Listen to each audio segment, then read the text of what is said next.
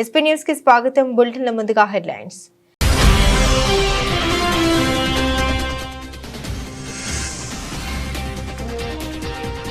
అలా ఉంటే రైతు భరోసా ఇవ్వబోం. కేబినెట్ భేటీ తర్వాత రేవంత్ రెడ్డి కీలక ప్రకటన.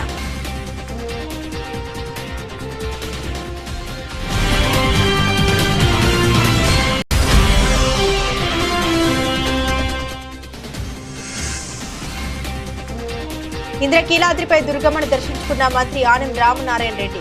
ఆలయ మర్యాదలతో ఘన స్వాగతం పలికిన ఈవో కె రామచంద్ర మోహన్.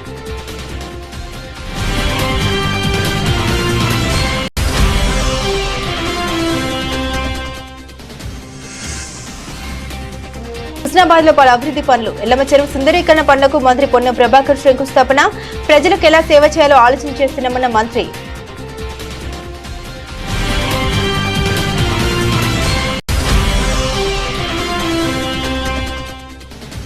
తెలంగాణ కంటే ఉమ్మడి ఆంధ్రప్రదేశ్ రాష్ట్రంలోనే బాగుండేదన్న సీఎం వ్యాఖ్యలపై స్పందించిన కేటీఆర్.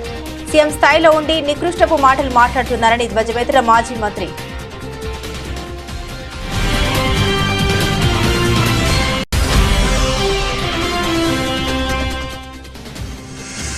ఎన్టీఆర్ జిల్లా స్థాయి విద్యా వైజ్ఞానిక ప్రదర్శన 2025ను ప్రారంభించిన ఎమ్మెల్యే బొండా ఉమా. ప్రభుత్వ పాఠశాల బలోపేతానికి ప్రభుత్వం పెద్దపీట వేసిందని వెల్లడి.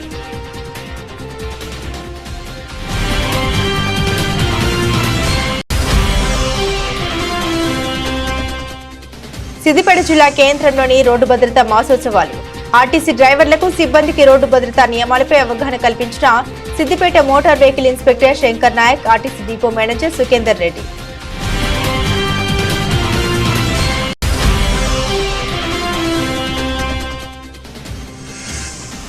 Andhra Pradesh state volunteers association AIYF ఆధ్వర్యంలో ధర్నా. ఎన్నికల వాగ్దానాల్ని అమలు చేయాలని డిమాండ్.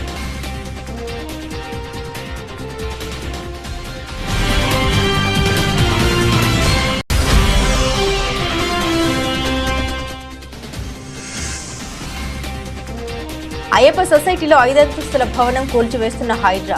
ప్రధాన రహదారికి పక్కనే అక్రమంగా నిర్మించినట్లు తేల్చిన హైడ్రా.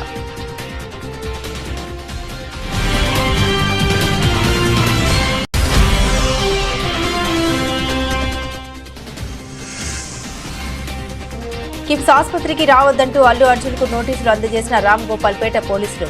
చిక్కడపల్లి పోలీస్ స్టేషన్లో సంతకం చేసి వెళ్లిన పుష్ప.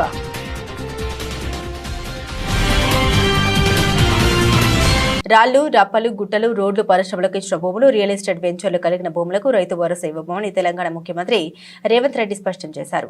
సచివాలయంలో సీఎం అధ్యక్షతన తెలంగాణ కేబినెట్ సమావేశం జరిగింది. సచివాలయంలో 3 గంటల పాటు ఈ కేబినెట్ సమావేశం జరిగింది. అనంతరం నిర్వహించిన పత్రికా సమావేశంలో రైతు భరోసాపై సీఎం రేవంత్ రెడ్డి కీలక ప్రకటన చేశారు. స్పష్టంగా చెబుతున్నామని, వ్యవసాయ యోగ్యత లేని భూములకు మాత్రం రైతు భరోసా వర్తించదన్నారు. వ్యవసాయ భూములకు మాత్రమే ఇలాంటి షరతులు లేకుండా రైతు భరోసా ఇవ్వనున్నట్లు తెలిపారు. రైతు భరోసా కింద సంవత్సరానికి ఎకరాకు 12,000 రూపాయలు ఇస్తామన్నారు. వ్యవసాయ యోగ్యం కలిగిన భూములన్నింటికీ రైతు భరోసా కింద నిధులు ఇస్తామని స్పష్టం చేశారు రేవంత్ రెడ్డి. భూమి లేని వ్యవసాయ కుటుంబాలకు ఏడాదికి 12,000 సహాయం అందిస్తామన్నారు. భూమి లేని రైతు కుటుంబాలకు ఇందిరమ్మ ఆత్మీయ భరోసా కింద 12,000 రూపాయలు ఇవ్వాలని కేబినెట్ నిర్ణయించిందన్నారు. గతంలో పరిశ్రమలకు భూములు ఇచ్చిద్దరని లోపాల కారణంగా రైతు బంధు తీసుకున్న సందర్భాలు ఉన్నాయని, కానీ వారే ముందుకు వచ్చి వివరాలు చెప్పాలన్నారు. జనవరి 26వ తేదీ నుండి అన్ని పథకాలను అమలు చేస్తామని హామీ ఇచ్చారు రేవంత్ రెడ్డి. రైతు భరోసా కార్యక్రమంలో భాగంగా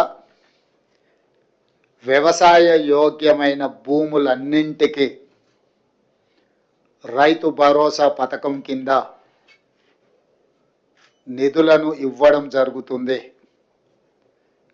గత ప్రభుత్వం రైతు బంధు పథకంలో భాగంగా సంవత్సరానికి 10,000 ఇస్తే, మా ప్రభుత్వం ప్రజాపాలనలో రైతులందరికీ సంవత్సరానికి 12,000 రూపాయలు ఇవ్వాలని నిర్ణయం తీసుకున్నది. రైతు భరోసా కార్యక్రమంలో భాగంగా వ్యవసాయ యోగ్యమైన భూములన్నింటికి రైతు భరోసా పథకం కింద నిధులను ఇవ్వడం జరుగుతుంది.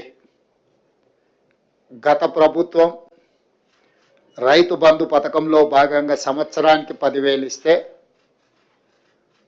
మా ప్రభుత్వం ప్రజాపాలనలో రైతులందరికీ సంవత్సరానికి 12,000 రూపాయలు ఇవ్వాలని నిర్ణయం తీసుకున్నది.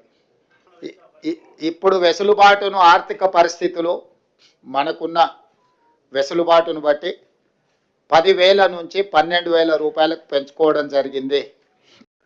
భూమి లేని వ్యవసాయ కుటుంబాలకు సంవత్సరానికి 12,000 రూపాయలు ఇందిరమ్మ ఆత్మీయ భరోసా పథకం కింద ఇవ్వాలని నిర్ణయం చేయడం జరిగింది. ఇదే కాకుండా చాలా సంవత్సరాల నుంచి రేషన్ కార్డుల సమస్య పేదవాళ్ళను పట్టి పీడిస్తుంది.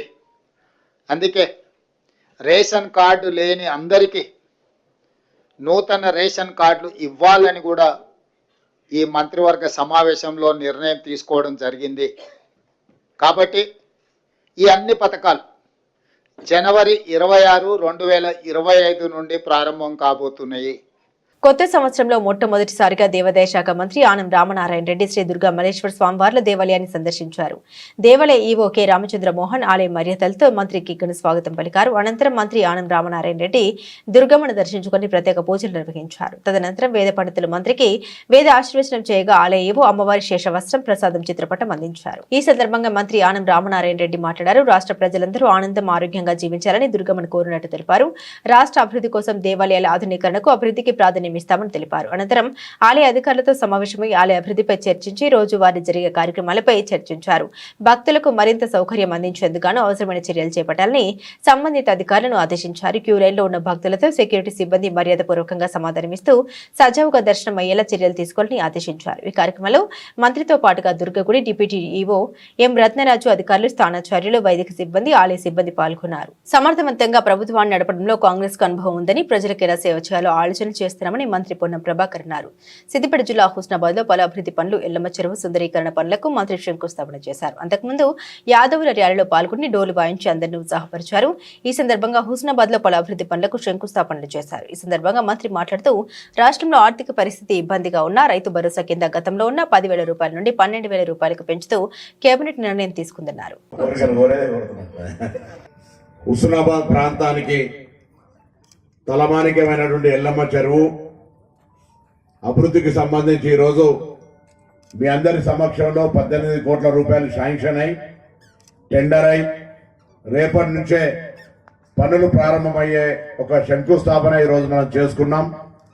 ఇది భవిష్యత్తులో హుస్నాబాద్ ప్రాంతానికి పక్క ప్రాంతాల నుంచి కూడా పర్యాటకులు ఇక్కడికి వచ్చి పక్కనే గౌరవెల్లి రిజర్వాయరు, చుట్టుముట్టు కొండలు, ఈ ఎల్లమ్మ చెరువు అభివృద్ధి, హుస్నాబాద్ పట్టణం కూడా అనేక రకాలుగా అభివృద్ధి అన్ని రకాలుగా జరుగుతుందని ఆకాంక్షిస్తూ ఈ యొక్క కార్యక్రమంలో నాతో పాటు పాల్పంచుకున్నటువంటి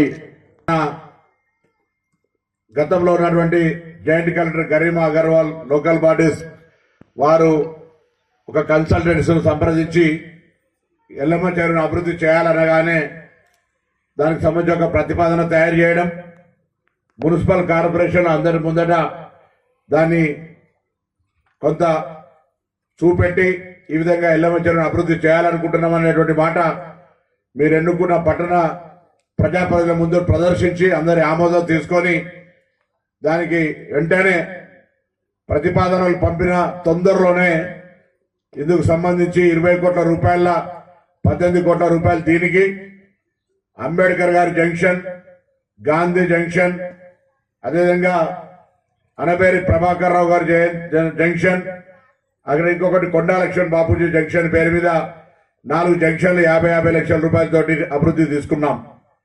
ఇప్పుడే భాగ్యరాజు గారు శివన్న గారు అడిగినారు.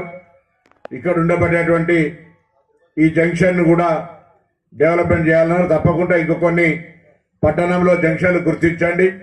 ఆ జంక్షన్లన్నింటినీ కూడా తప్పకుండా గుర్తించి పట్టణ అవసరం అభివృద్ధికి సంబంధించి పట్టణం యొక్క భౌగోళికంగా వేరే ప్రాంతాల నుంచి వచ్చేటువంటి వాళ్ళకు ఆకర్షించే విధంగా ఉండే విధంగా దాన్ని తయారు చేస్తామనే మాట ఈ సందర్భంగా మనం చేస్తున్నాం. Andhra Pradesh state volunteers association AIYF ఆధ్వర్యంలో వాలంటీర్లకు న్యాయం చేయాలని, ఉద్యోగాల నుండి తొలగిస్తే రోడ్డున పడే పరిస్థితి ఎదురవుతుందని వాలంటీర్లు బీఆర్టీఎస్ రోడ్డులోని ఫుడ్ జంక్షన్ వద్ద వెనుకకు నడుస్తూ నిరసన వ్యక్తం చేశారు. ఈ సందర్భంగా వాలంటీర్లు మాట్లాడారు. ముఖ్యమంత్రి చంద్రబాబు నాయుడు ఎన్నికల వాగ్దానాన్ని అమలు చేయాలని, వాలంటీర్లకు న్యాయం చేయాలని, ఉద్యోగ భద్రత కల్పించాలని, పెండింగ్ జీతాలు ఇవ్వాలని, లేకుంటే వాలంటీర్ల ఆగ్రహానికి గురికాక తప్పదని హెచ్చరించారు. ఉగాది పండుగ సందర్భంగా వాలంటీర్లకు 10,000 గౌరవ వేతనం ఇస్తామని చెప్పి అధికారంలోకి వచ్చిన సుదీర్ఘ అనుభవం కలిగిన ముఖ్యమంత్రి చంద్రబాబు నాయుడు గారు నేడు యూటర్న్ తీసుకోవడం సరికాదని, ఎన్నికల సమయంలో ఇచ్చిన హామీ మేరకు వాలంటీర్లకు న్యాయం చేయాలని, బకాయి పడ్డ జీతాలు ఇవ్వాలని, ఉద్యోగ భద్రత కల్పించాలని నిర్ణయం తీసుకోవాలని రాష్ట్ర వ్యాప్తంగా వినూత్న కార్యక్రమాలకు ఏఐవైఎఫ్ పిలుపు ఇవ్వడం జరిగిందని తెలిపారు. వరద సహాయక చర్యల్లో వినియోగించుకొని నేడు అటెండెన్స్ కూడా వేయించుకోకపోవడం బాధాకరమని అన్నారు. ముఖ్యమంత్రి గారు ఇచ్చిన హామీని నిలబెట్టుకోవాలని, లేకుంటే వాలంటీర్ల పరిస్థితి రోడ్డున పడుతుందని అన్నారు. రేవంత్ రెడ్డిపై మాజీ మంత్రి బీఆర్ఎస్ ఎమ్మెల్యే కేటీఆర్ తీవ్ర స్థాయిలో విరుచుకుపడ్డారు. తెలంగాణ భవన్లో ఏర్పాటు చేసిన మీడియా సమావేశంలో కేటీఆర్ మాట్లాడుతూ సీఎం స్థాయిలో ఉండి తెలంగాణ కంటే ఉమ్మడి ఆంధ్రప్రదేశ్ రాష్ట్రంలోనే బాగుండేదని నికృష్టపు మాటలు మాట్లాడుతున్నారని కేటీఆర్ ధ్వజమెత్తారు. వీటన్నిటికంటే నికృష్టమైన మాట నిన్న రేవంత్ రెడ్డి గారు మాట్లాడినారు. మీరే చెప్పినారు మాటలు, బోనస్ అన్నారు, ఇంకోటి అన్నారు, చాలా బోగస్ మాటలు మాట్లాడినారు. కానీ వీటన్నిటికంటే దరిద్రం, వీటన్నిటికంటే నికృష్టమైన మాట నిన్న రేవంత్ రెడ్డి గారు మాట్లాడినారు. ఇది పేపర్లో రిపోర్ట్ అయింది, దాని ప్రకారమే నేను మాట్లాడుతూ ఉన్నా. తెలంగాణ కాకుండా ఉమ్మడి ఆంధ్రప్రదేశ్లోనే బాగుండే ప్రభుత్వ ఉద్యోగులకనే ఒక నికృష్టమైన భావదారిద్రపు మాట తెలంగాణ ముఖ్యమంత్రి మాట్లాడడం అనేది ఇది నిజంగా కూడా తెలంగాణ ఆత్మగౌరవాన్ని కించపరచడమే. అసలు నీకు సిగ్గుందా?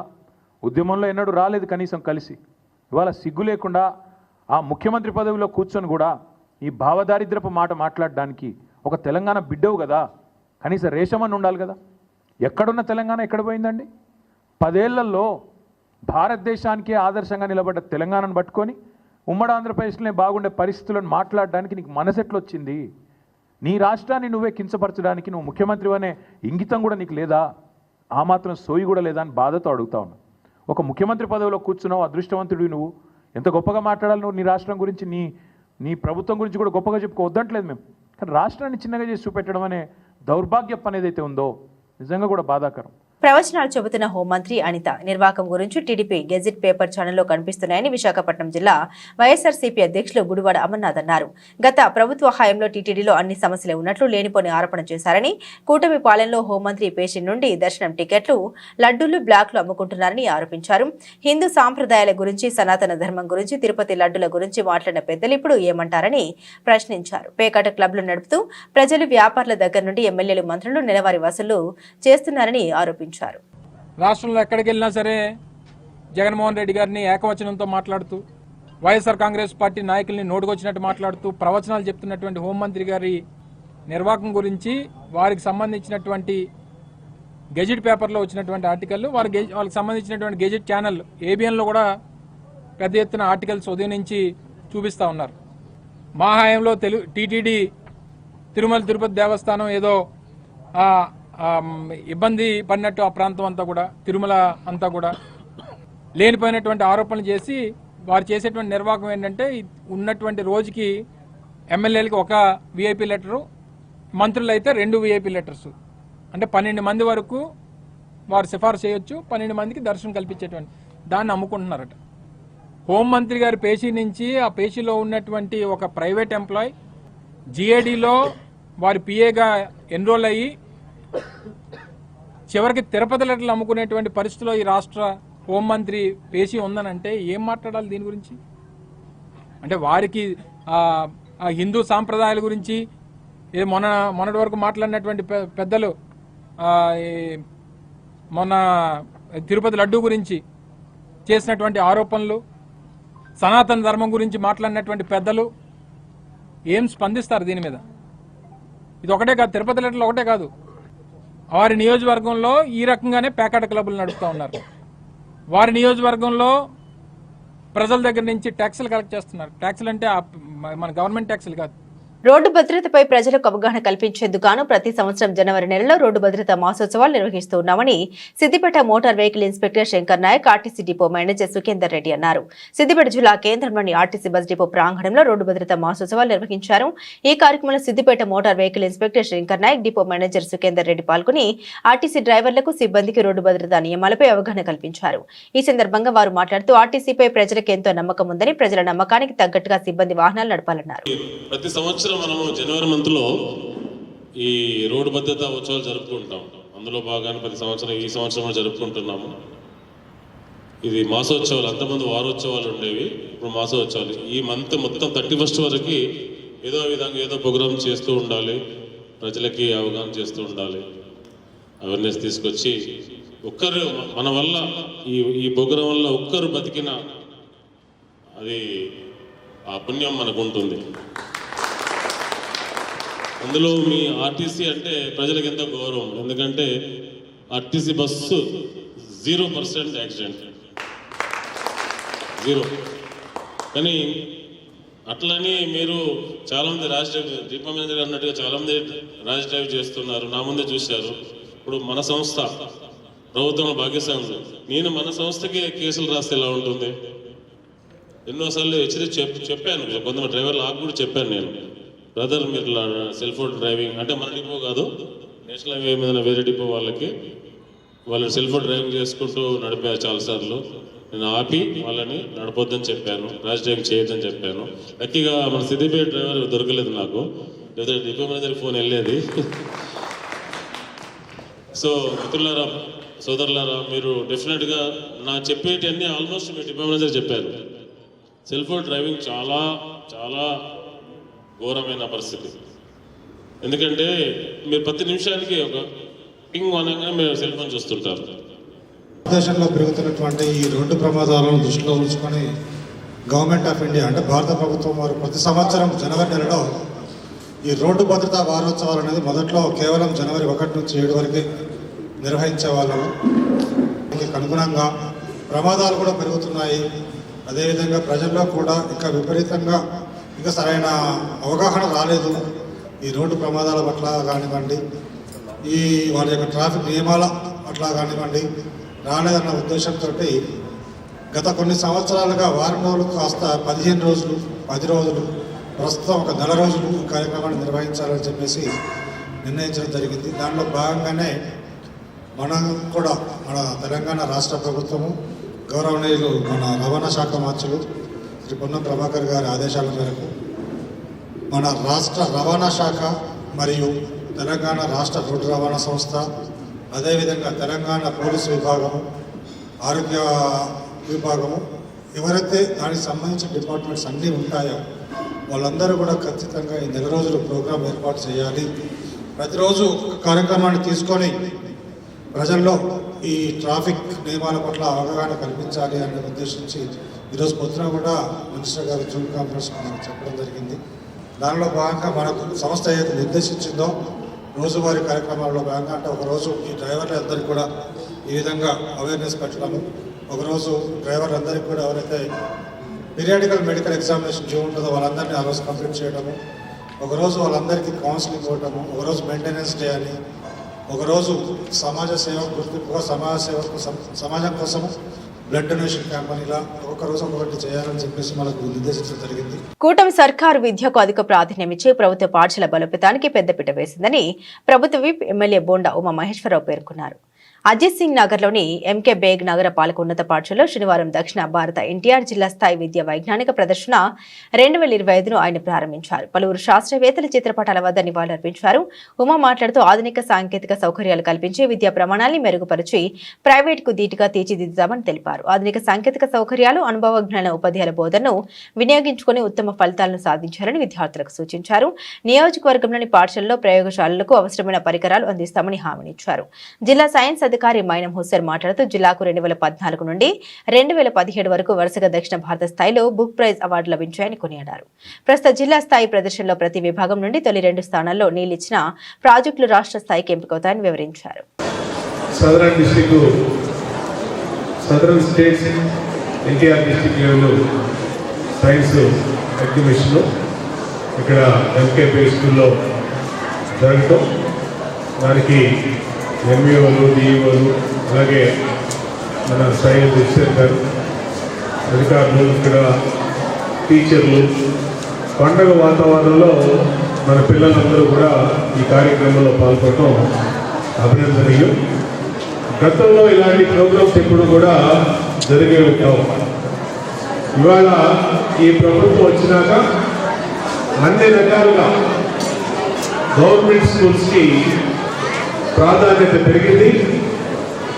ఈరోజే గౌరవ మంత్రి నారా లోకేష్ గారు ఇక్కడ పైకాపురం జూనియర్ కాలేజీలో మరి వాళ్ళ డొక్కా సీతమ్మ గారి పేరు మీద పెట్టినటువంటి మధ్యాహ్న భోజన పథకాన్ని కూడా ఆయన చేతుల మీద ప్రారంభిస్తూ ఉన్నారు. అంటే గవర్నమెంట్ స్కూల్లో చదివే పిల్లల పట్ల ప్రభుత్వ చిత్తశుద్ధి ఏంటనేది, ప్రభుత్వం యొక్క ఇంట్రెస్ట్ ఏంటనేది, ప్రోత్సాహం ఏంటనేది అర్థమవుతా ఉంది. ఇవాళ అన్ని రకాలుగా గవర్నమెంట్ స్కూల్ని కార్పొరేట్ స్కూల్స్ ధీటుగా తయారు చేయడమే లక్ష్యంగా అధికారులు కానీ, టీచర్లు కానీ, గవర్నమెంట్ కానీ అందరూ కూడా దీక్ష కూడినట్టుగా పనిచేస్తారు. ఎందుకంటే ఇవాళ గతంలో చెప్పాను, గవర్నమెంట్ స్కూల్లో చదివిన పిల్లలు దేనికి కూడా తీసుకోరు. ఇవాళ ఈ దేశ ప్రధాని నరేంద్ర మోడీ గారు గవర్నమెంట్ స్కూల్లో చదువుకున్నటువంటి వ్యక్తి, ఈ రాష్ట్ర ముఖ్యమంత్రి చంద్రబాబు నాయుడు గారు గవర్నమెంట్ స్కూల్లో చదువుకున్నటువంటి వ్యక్తి, మీతో మాట్లాడుతున్న మీ శాసనసభ్యుడైన నేను బోయపాటి శివరామకృష్ణ మున్సిపల్ స్కూల్లో చదువుకున్నటువంటి వ్యక్తి. యువతను సన్మార్గంలో నడిపించే సినిమాలు రావాలని షార్ట్ ఫిల్మ్ దర్శకుడు నిర్మాతలు ఆ దిశగా చిత్రాలు నిర్మించాలని తెలంగాణ సాంస్కృతిక సారథి డాక్టర్ వెన్నెల అన్నారు. తెలంగాణ భాషా సాంస్కృతిక శాఖ సహకారంతో కరీంనగర్ ఫిల్మ్ సొసైటీ లఘు చిత్రాల నిర్మాతల మండలి ఆధ్వర్యంలో రాష్ట్ర స్థాయి లఘు చిత్రాల పోటీలు నిర్వహించారు. అనంతరం విజేతలకు అవార్డులు అందించారు. ఈ సందర్భంగా మాట్లాడుతూ 1000 మాటల్ని ఒక చిత్రం ప్రతిబింబిస్తుందని అన్నారు. అనంతరం జిల్లా కలెక్టర్ పమేల సత్పతి మాట్లాడారు. సందేశాత్మక చిత్రాలు నిర్మించాలని కోరారు. ప్రభుత్వ కార్యక్రమాల అవగాహన కోసం చిన్న చిత్రాలని ప్రోత్సహిస్తామని తెలిపారు.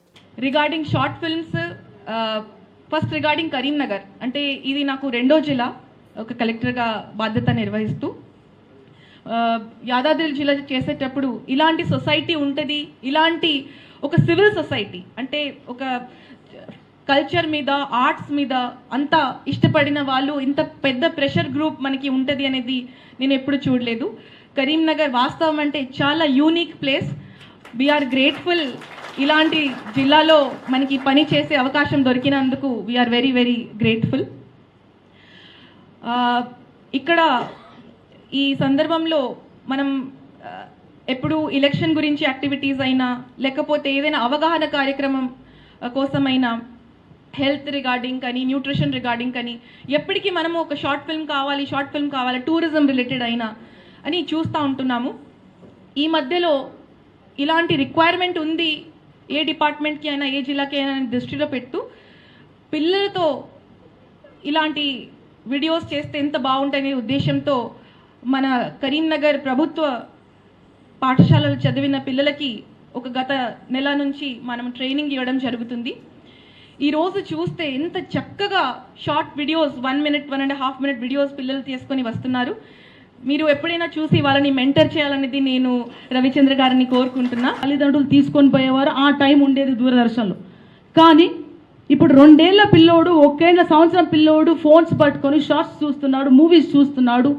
That is impacting the health, life and the career of the childrens and the society. So నేను ఈ వేదిక నుంచి మన ఫిలిం ఇండస్ట్రీ ఛాంబర్స్ అన్నగారికి కోరుతున్నానంటే, ఖచ్చితంగా దాన్ని కూడా నియంత్రించాల్సిన బాధ్యత మన ప్రభుత్వానికి, మన సమాజానికి అందరికీ ఉందని నేను తెలియజేస్తున్నాను. మూడో విషయం ఏంటంటే, ఫిలిం అనగానే నేను ఈరోజు అంటే చరిత్ర చదువుకుంటూ వస్తున్న మన తెలంగాణలో ఫిలిం ఇండస్ట్రీ ఏ విధంగా ఉంది, అట్లాగే ఎంతమంది ఆర్టిస్టులు ఉన్నారు, ఎంతమంది నిర్మాతలు ఉన్నారు. నేను రీసెంట్గా గద్దర్ అవార్డ్స్ కోసం వచ్చినప్పుడు నేను కూడా గద్దర్ అవార్డ్ కమిటీలో మెంబర్ కాబట్టి ఫిలిం ఛాంబర్ పోవడం జరిగింది, తిరగడం జరిగింది. మన పొన్నం రవణ గారిని కోరుతున్న, అట్లాగే పెద్దలందరూ కోరుతున్నాం, మన తెలంగాణ ఫిలిం సొసైటీని బలోపేతం చేయాలని కోరుతున్నాను. మాదాపూర్లోని అయ్యప్ప సొసైటీలో అక్రమంగా నిర్మించిన 5 అంతస్తుల భవనాన్ని హైడ్రా కూల్చివేస్తుంది. శనివారం ఈ భవనాన్ని పరిశీలించిన హైడ్రా చీఫ్ రంగనాథ్ ఇతర అధికారులు ఆదివారం ఉదయం భారీ బుల్డోజర్లతో వచ్చి కూల్చివేత పనులు ప్రారంభించారు. అయ్యప్ప సొసైటీలోని 100 ఫీట్ల రోడ్డుకు ఆనుకొని ఉన్న ఈ భవనం అక్రమ కట్టడమని హైడ్రాలతో పాటు హైకోర్టు కూడా ఇప్పటికే నిర్ధారించింది. బిల్డింగ్ యజమానికి గత ఏడాదే నోటీసులు జారీ చేసినట్లు జీహెచ్ఎంసీ అధికారులు తెలిపారు. ఈ నేపథ్యంలోనే హైడ్రా అధికారులు ఆదివారం ఉదయం బిల్డింగ్ కూల్చివేత పనులు మొదలుపెట్టారు. మరోవైపు సోమవారం నుండి హైడ్రాలో ప్రజావాణి కార్యక్రమం ప్రారంభం కానుంది. ప్రతి సోమవారం బుద్ధ భవన్ లో ఉదయం 11 గంటల నుండి సాయంత్రం 5:30 వరకు ప్రజావాణి నిర్వహించనున్నారు. ప్రభుత్వ పార్కులు, స్థలాలు, చెరువులకు సంబంధించి ఆక్రమణపై ప్రజల నుండి నేరుగా ఫిర్యాదులు స్వీకరిస్తారు. ఫిర్యాదుదారులు ఆధారాలతో రావాలని హైడ్రా సూచించింది. ముందుగా వచ్చిన 50 మందికి టోకెన్స్ ఇచ్చి దాని ప్రకారం ఫిర్యాదులు స్వీకరిస్తామని కమిషనర్ రంగనాథ్ తెలిపారు. సినీ హీరో అల్లు అర్జున్ కు పోలీసులు మరోసారి నోటీసులు అందించారు. ఆదివారం ఉదయం జూబ్లీ హిల్స్ లోని అల్లు అర్జున్ నివాసానికి రామ్ గోపాల్ పేట పోలీసులు చేరుకున్నారు. హీరోను కలిసి నోటీసులు అందించారు. సంధ్యా థియేటర్ తొక్కేసలాట్లో రేవతి చనిపోగా ఆమె కొడుకు శ్రీతేజ్ ఆసుపత్రిలో చికిత్స పొందుతున్న విషయం తెలిసిందే. ఆ బాలుడిని త్వరలోనే పరామర్శిస్తారంటూ అల్లు అర్జున్ ఇటీవల పేర్కొన్నారు. శనివారం నాంపల్లి కోర్టు రెగ్యులర్ బెయిల్ మంజూరు చేయడంతో శ్రీతేజ్ ను పరామర్శించేందుకు వెళ్లే అవకాశం ఉందని పోలీసులు భావించారు. ఈ నేపథ్యంలోనే శ్రీతేజ్ ను పరామర్శించేందుకు కిమ్స్ కు రావద్దని సూచిస్తూ రామ్ గోపాల్ పేట పోలీసులు అల్లు అర్జున్ కు నోటీసులు అందించారు. కాగా రెగ్యులర్ బెయిల్ మంజూరు చేస్తూ కోర్టు విధించిన షరతుల్లో భాగంగా అల్లు అర్జున్ ప్రతి ఆదివారం చిక్కడపల్లి పోలీస్ స్టేషన్ లో హాజరు కావాల్సి ఉంటుంది. ఈ రోజు ఆదివారం కావడంతో అల్లు అర్జున్ ఉదయం 10:30 చిక్కడపల్లి పోలీస్ స్టేషన్ కు చేరుకున్నారు.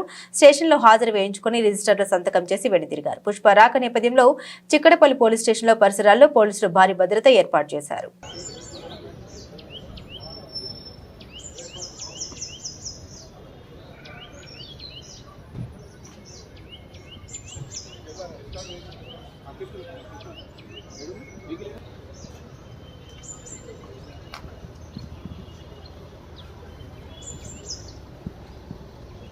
బులెటిన్ ముగించే ముందు హెడ్లైన్స్ మరోసారి.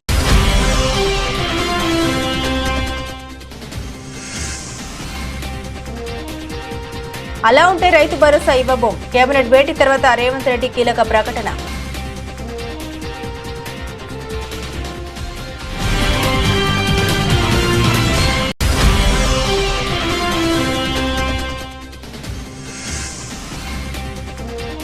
ఇంద్రకీలాద్రిపై దుర్గమ్మను దర్శించుకున్న మంత్రి ఆనం రామనారాయణ రెడ్డి.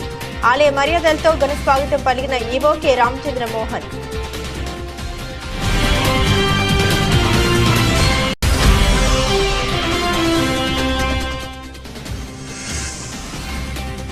హుస్నాబాద్ లో పలు అభివృద్ధి పనులు. ఎల్లమ్మ చెరువు సుందరీకరణ పనులకు మంత్రి పొన్నం ప్రభాకర్ శంకుస్థాపన. ప్రజలకు ఎలా సేవ చేయాలో ఆలోచన చేస్తున్నామన్న మంత్రి.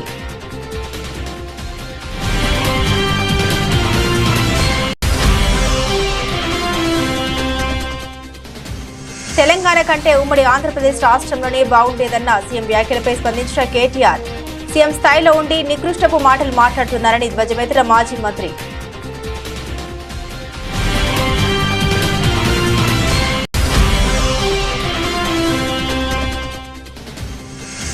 ఎన్టీఆర్ జిల్లా స్థాయి విద్యా వైజ్ఞానిక ప్రదర్శన 2025ను ప్రారంభించిన ఎమ్మెల్యే బొండా ఉమా. ప్రభుత్వ పాఠశాల బలోపేతానికి ప్రభుత్వం పెద్దపీట వేసిందని వెల్లడి.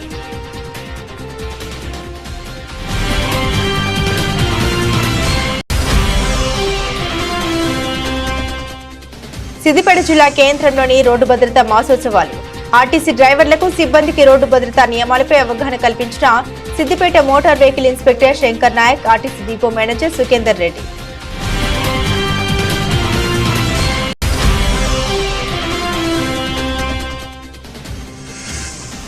Andhra Pradesh state volunteers association AIYF ఆధ్వర్యంలో ధర్నా. ఎన్నికల వాగ్దానాల్ని అమలు చేయాలని డిమాండ్.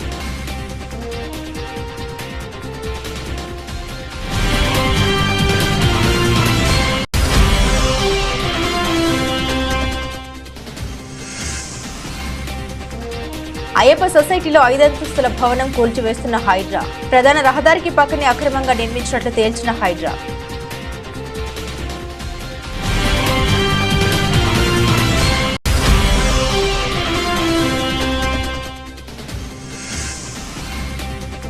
కిమ్స్ ఆసుపత్రికి రావద్దంటూ అల్లు అర్జున్ కు నోటీసులు అందజేసిన రామ్ గోపాల్ పేట పోలీసులు. చిక్కడపల్లి పోలీస్ స్టేషన్లో సంతకం చేసి వెళ్లిన పుష్ప.